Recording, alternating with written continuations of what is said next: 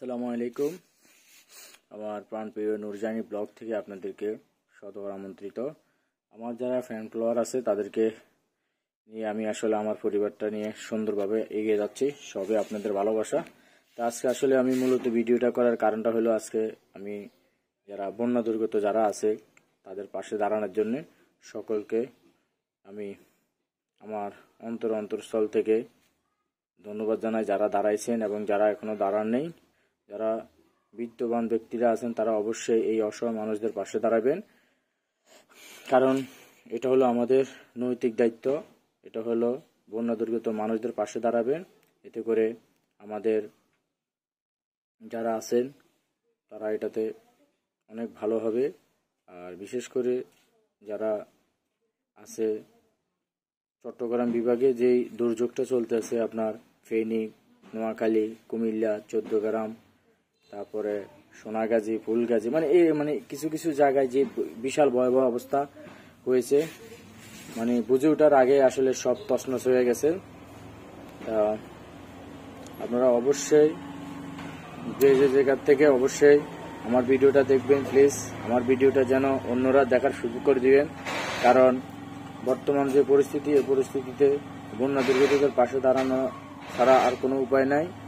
তো সবাই প্লিজ চেষ্টা করবেন যেন বন্যা দুর্গত মানুষরা যেন মোটামুটি তারা যেন আশ্রয়কেন্দ্রে থেকে যেন তারা যেন সেইভাবে যেন একটু মোটামুটি চলার মতো, তাদের মোটামুটি দুই এক বেলা খাওয়ার মতো সেই অ্যাবিলিটিটা পায়। সেই জন্য আসলে মূলত আমি দোয়া করি, এবং যারা হলো আপনার বিভিন্ন পর্যায়ে যারা এখন সহযোগিতা করতেছেন বিভিন্ন অঙ্গ সংগঠনের, তাদেরকে আমার নুরজানি ব্লগের পরিবার থেকে তাদেরকে অসংখ্য ধন্যবাদ। কারণ তারা এই বর্তমান সিচুয়েশনে তারা যেভাবে ঝাঁপিয়ে পড়তেছে জীবনের মায়া ত্যাগ না করে।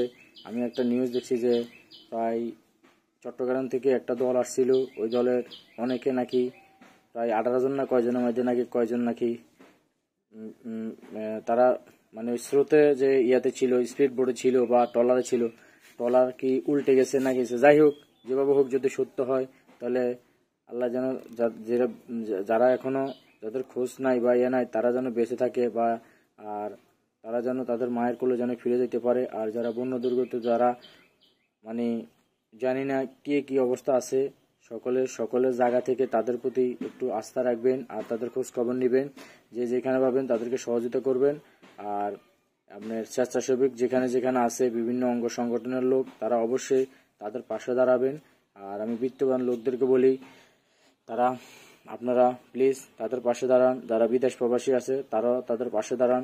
সবাই মিলে আমাদের এই সুন্দর বাংলাদেশটাকে বন্যা দুর্গত মানুষের পাশে দাঁড়াতে হবে। এরকম একটা সুন্দর বাংলাদেশকে আবার আগের জায়গায় নিতে হবে। কিভাবে নিতে হবে এটা একমাত্র আপনাদের প্রবাসীদের কাজ, এবং আমরা যারা আছি তারা সকলে মিলে কাজ করব। আর বিশেষ করে প্রতারণার শিকার হবেন না। অনেকে বন্যা দুর্গতদের মাঝে বিভিন্ন ভিডিও ছেড়ে তারা তাদের টাকা পয়সার যে প্রতারণা, যে মানে তারা ফাঁদ নিয়ে বসে আছে, তাদের থেকে সাবধানে থাকবেন। তো আপনারা ভালো থাকবেন, সুস্থ থাকবেন। আল্লাহ হাফেজ।